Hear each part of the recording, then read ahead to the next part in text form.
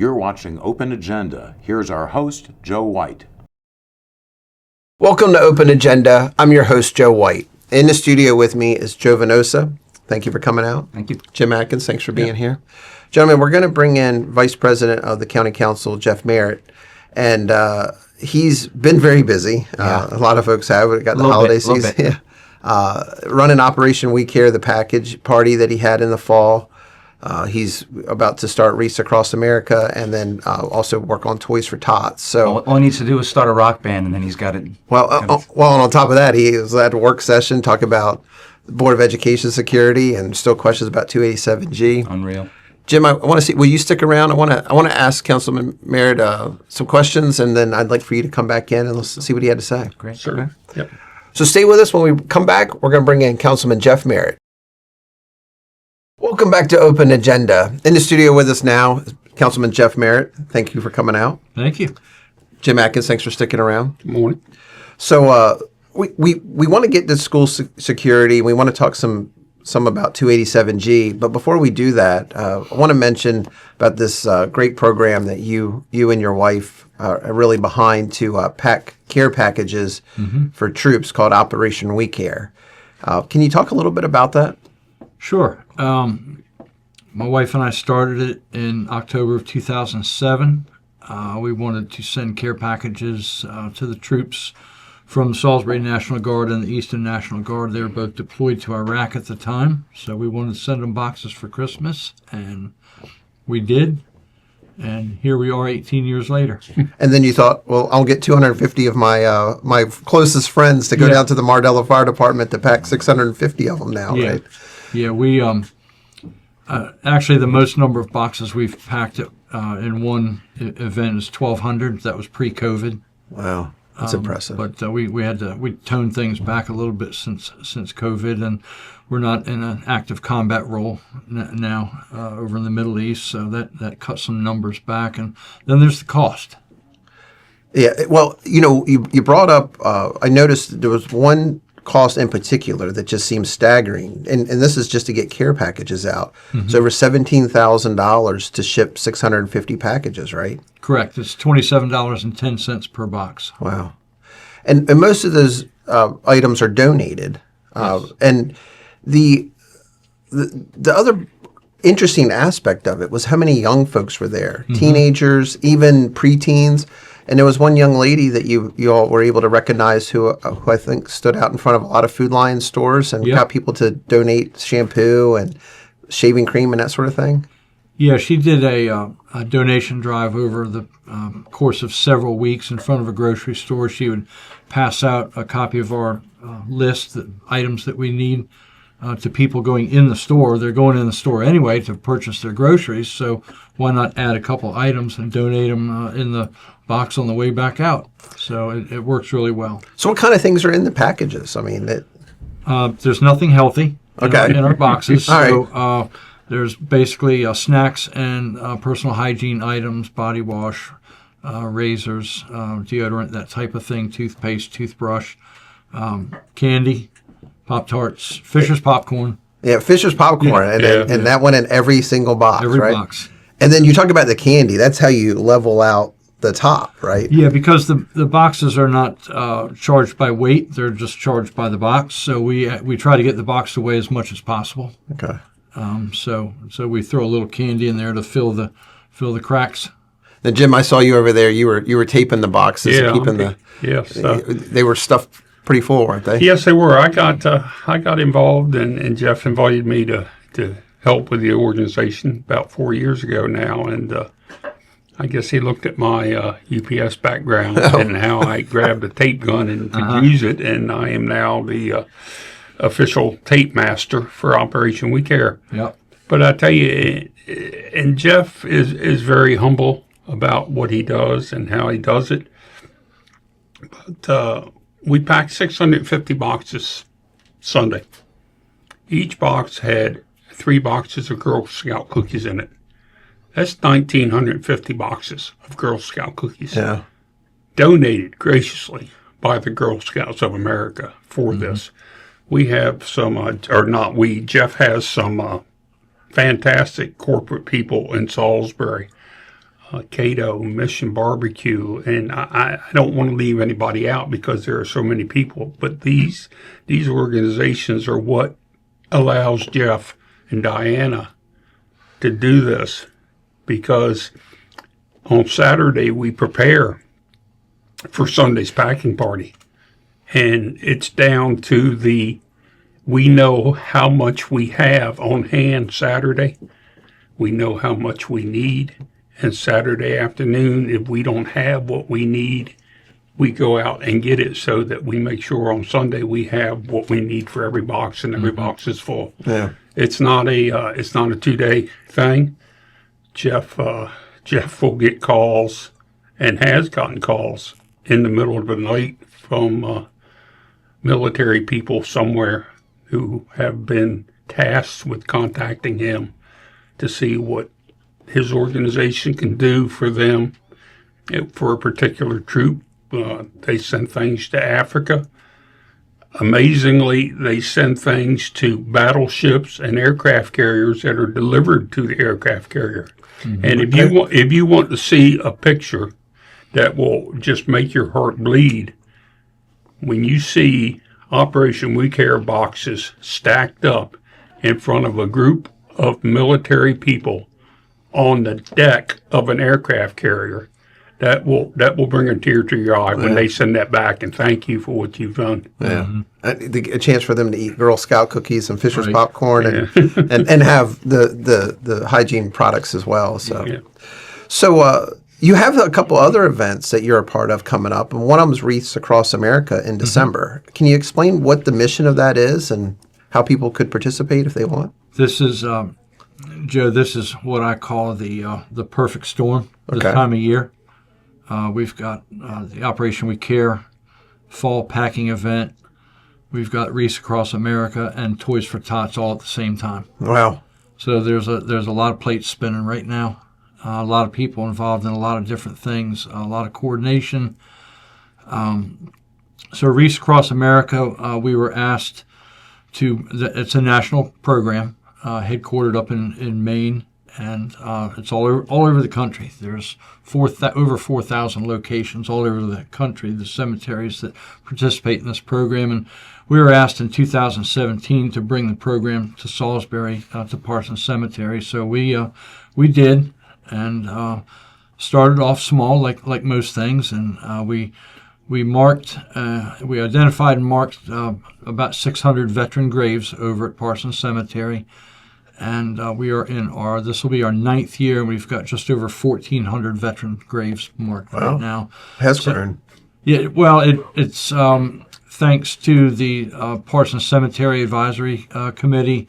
They've actually gone into the archives of the people that are buried there, because not every graves site is marked with a veteran tombstone. Okay. So back in the days, they might have not done that. So they've actually gone into the archives, the family history of every single person of the 13,000 people that are buried there. And identified more. And identified that they served in World War II, or we've got one from the Spanish-American War. We've got a Medal of Honor winner from World War I. But we're just over 1,400 veteran graves there, and we also do the cemetery on Smith Island, which this year will have 80 wreaths for them. They added 4 more. They had 76 last year. They've got 80 this year. And you're laying a natural wreath on a veteran's grave. Is that correct? Correct. Yes. And I'd like to just add something real quick. If your cemetery does not participate with Wreaths Across America, in order to get wreaths put in your cemetery, you can call them and get lined up. It's too late to get lined up for this year, but it's not too late for an individual to contact Wreaths Across America and get a wreath for their loved ones in their cemetery. Or I believe it is $17 or $19. $17 will get you a wreath. Wow. So, you can still contribute to this cause, and you can still get a wreath for someone you know or a loved one. delivered to you so that you can go place it on the headstone or whatever in your cemetery. Right. Thanks for that information. Mm-hmm. And then what is Toys for Tots? I mean, is that to gather toys for the Christmas season for folks in the area? The Toys for Tots program in this area encompasses Worcester, Wycomico, and Somerset County. It's a fantastic program. Last year, we collected approximately 23,000 toys that were distributed to about 14,000 children in 3 counties through all the partners. People don't get toys directly from Toys for Tots. We deal with churches and missions, and they order how many toys they need, and they're packaged and sent out that way. Wow. But, and it's a lot. You work behind the scenes for the drop-off areas and collection? Yes. Very impressive. Well, talking about kids, we did get to see at the last county council meeting a presentation by the Board of Education in the work session about school security measures, and they talked about the layered approach. So we are continuing to add layers of intervention and safety to our school system each and every year. The next step for us, we believe, is weapon detection systems in our school system. I believe something such as a weapon detection system you're going to see more and more of over the course of the next decade across schools in the United States. We know that they're in our airports, they're in our government buildings, in our courts.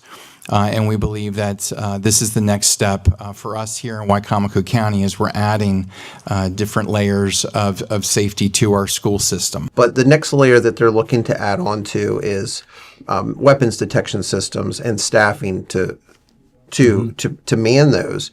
A lot of talk about school resource officers and security personnel, school security personnel there. What was your thoughts on the presentation and the layered approach that they're looking at? I thought it was a great presentation. Unfortunately, we have to talk about things like this, but in this day and age, we have to talk about things like this. School resource officers are difficult to hire. They actually go through a different training than your regular police officer. So, we're working through the challenges with that. The sheriff's office is doing a fantastic job with that program, but we need more people. So the weapons detection system, the tiered approach, I commend the Board of Ed for going through the research and taking the steps and contacting the vendors and getting all of the details about this. Speaking for myself, I think we need to move forward with it. So the tiered approach that they presented to you was, for instance, tier 1 would be just to put these detection systems in the high schools. Yes. And the cost of that was roughly a third of what the overall cost would be. Mm-hmm. And there's 2 different piles of money that need to be spent if we're going to do this, whichever tier that would get approved. There's a capital expense to buy the equipment. Mm-hmm. If they went with tier 3, which would purchase everything they need, we're talking about $1.5 million, $1.6 million for the equipment, but about a yearly staffing cost in today's dollars of about $4.5 million. And that would put them in every school, every program, and even at the Long Avenue Board of Education facility and the one in Northgate. But they did also offer you a tier 1 and a tier 2, which was just high schools or secondary schools at a lower cost. So what's the next step? Is there going to be another work session, or is this have to wait till the budget season? Yeah, I think they just wanted to get a sense of how the council felt about that, and I think it was pretty much a unanimous. We need to get more information, look further into this, get more details on the cost and all that. I think it's important that we get ahead of this rather than we've seen examples in other states where these incidents have happened and then they take action. Well, Jim, you had a chance to watch the work session. Yes. As a taxpayer in Wycomico County, did you get the sense that they were taking a lot of care in the tax dollars that they're asking to be spent, or did you feel like this was a well done presentation? Or no, I thought the presentation was very well done. it kind of surprised me that the equipment and the scanners and all, we're looking at 1.5 for an initial cost, but that we're looking at $4 million. And this was the shocking part to me, that it's a $4 million payroll to man and staff these things yearly, which is, you've got to swallow hard on $4 million real quick, added yearly. Mm-hmm. But when you're talking about children in schools, you do what you got to do. There are projects in this county that the executive wants to proceed with, but those projects don't do a thing to protect the children. And the number one priority in my world is protecting these children in these schools. And if this is what it costs to do this program, then that should be the number one thing on the budget, that something else needs to be cut, but the children need to be taken care of, because it only takes one time. As Jeff said, it only takes one time, and then you look back and you can't say we should have done this. So I think one of the aspects that they talked about was that you have to get about 15,000 school students through the door, through the detection systems, in about 30 minutes or less. Right. Mm-hmm. But then also, once they're in the school, the distraction of public safety would be less of a distraction, because at least at that point everybody's gone through that system. Yes. The other part that stuck out to me was they want to eliminate as many of these false positives that come through, because you don't want complacency. So from a technological standpoint, it sounds like the technology is starting to catch up to the need, where you're getting less false alarms, and you're able to have a quicker flow of people through the detectors, and they're not picking up belt buckles and earrings, change in your pocket, and they're doing, and that technology is like all the other technology. If the council approves this, by the time the equipment is put in, there will be new and better equipment. But the fantastic part about this, from what I heard the other day, is that it's kind of like they compared it, I believe, to like Microsoft. The contract would have upgrades as as soon as there's an upgrade, it would be added to these machines. So, well, the $4.5 million in the tier 3 for the extra staff added about 50 new staff members for school security, and part of their job would be to get them through in the morning, but they would also be at the various schools throughout the day and the programs. Yeah. So we also still were hearing more topics, more comments about the 287G, and even I took some time to talk about it. We've come to learn that the Baltimore County has a less formal MOA with their county executive and ICE, and that there's probably some sort of MOA in Wicomico County. Several of us believe, with our county executive. Do you get a sense that we still have more of this conversation to have before this is at least put out to the public? I think we're in a hold mode now to see what the state's going to do. I don't know if there is some informal agreement or not. If there is, we've not been made aware of it, but that won't be the first time that's happened either. The amount of misinformation on this is absolutely staggering. I disagree. The amount of contradiction is staggering. I disagree. The press releases, the radio interviews, every time somebody gets in front of a microphone, something different is said. We've got it all documented here. As I said earlier in my council comments, we don't even know what's up at this point, because so much different stuff has been laid out there. Councilman Merritt, you've had every opportunity to reach out to the sheriff of this county. Excuse me, right now, please, before we get anywhere else, we don't interrupt people here. Let him finish. John, we're having an open discussion. Let him finish. I'm not done.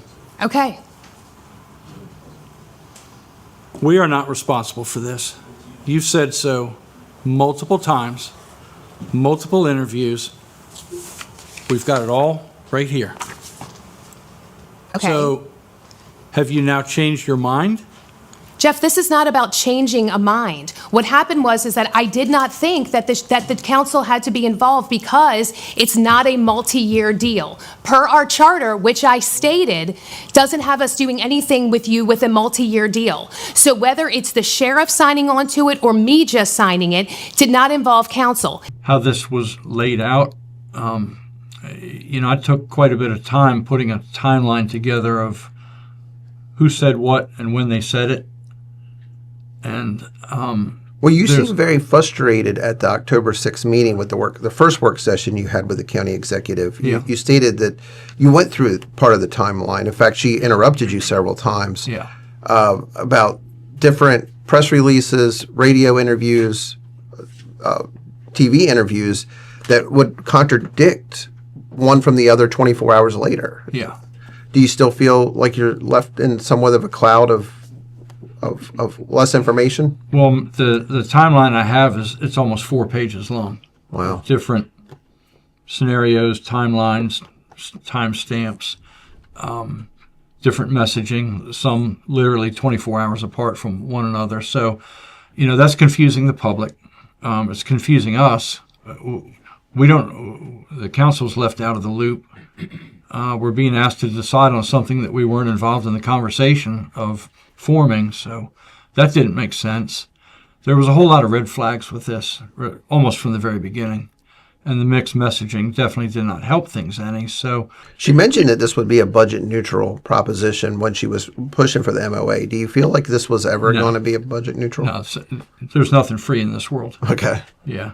One of the really bad things about it is something that was probably a good idea if the Department of Corrections and the Sheriff's Office was not coordinating with ICE about people they had in custody was a good idea. But the way this stuff was put out to the public and different things every week said about it, it got the community in such an uproar that every time there was a black Suburban going down the road, ICE was in the area. ICE, they're coming to get us. And that's not what this was.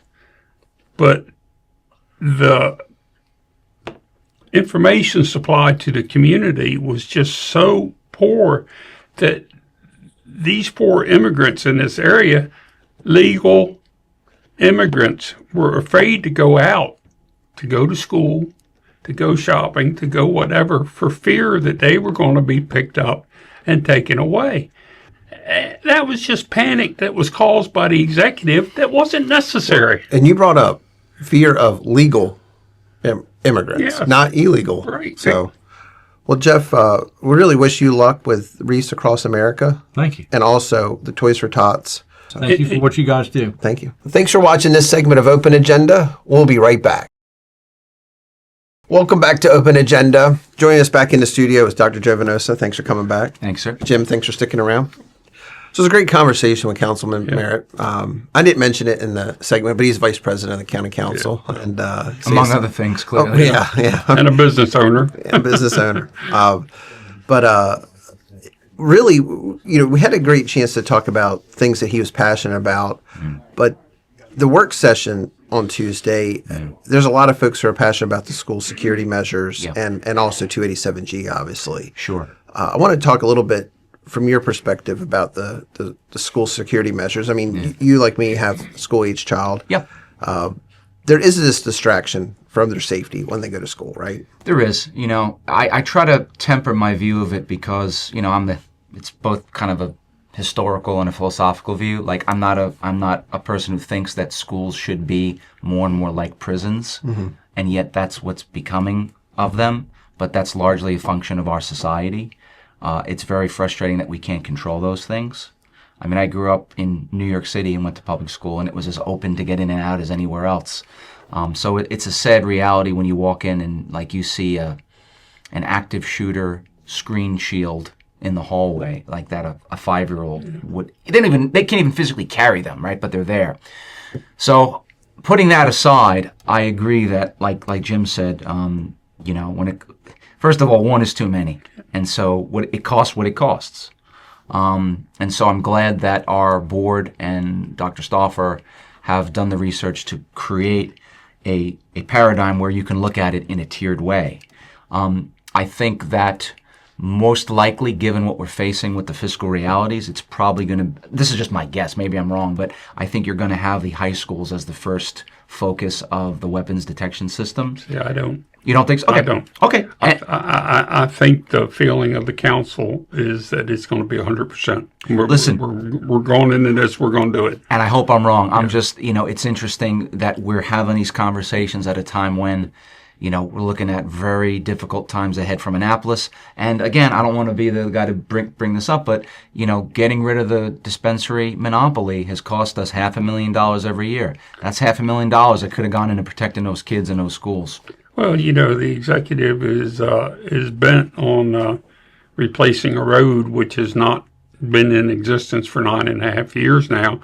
That is not a necessity; it's a convenience, and they're asking for 1.75 to fix that road, which is not going to be enough to fix that road. So there's 1.75. That'll pay for the scanners. The equipment right off the bat. Right. And we have other things going on in this county. The health department. Yeah. 2.75 that they asked for. That's got to be way overestimated. That's got to come after the school. Yes, there is money in this county that priorities need to be put in place. And I'm sorry, but this is my view. There are certain things that are just non-negotiable. Right? Yes. When it comes to basic infrastructure of safety in the schools. Yes. And when you prioritize liquor bills, when you prioritize things that are far above, in her view, I think, the safety of our children. Yes. That to me, as a teacher, and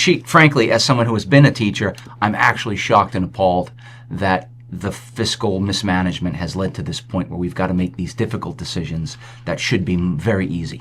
One thing that was really refreshing to me, it was with the Board of Education's proposal, is they presented a worst case scenario for each of those three tiers.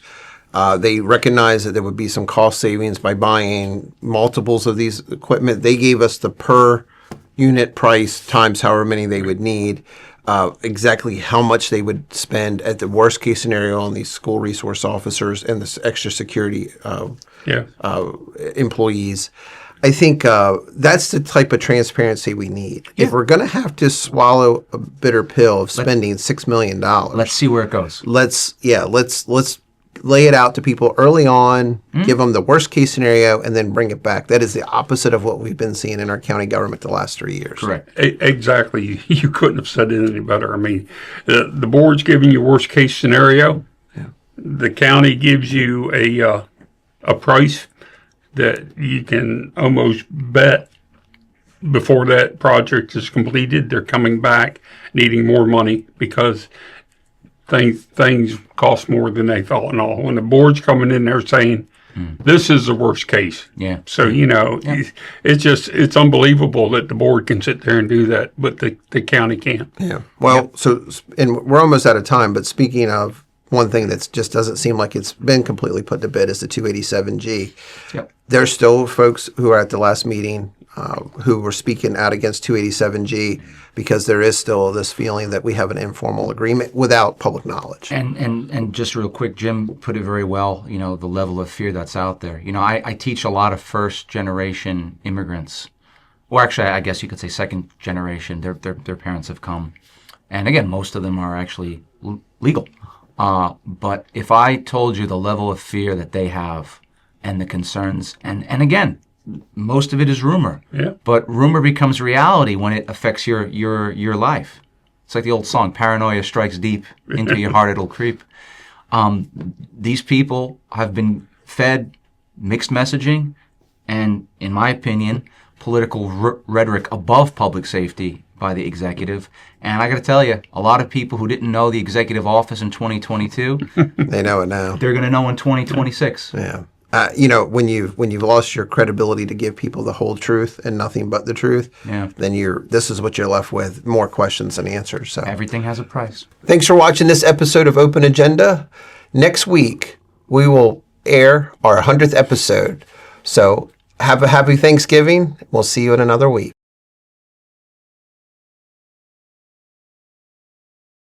We may not always have a female county executive, so. What are you trying to say?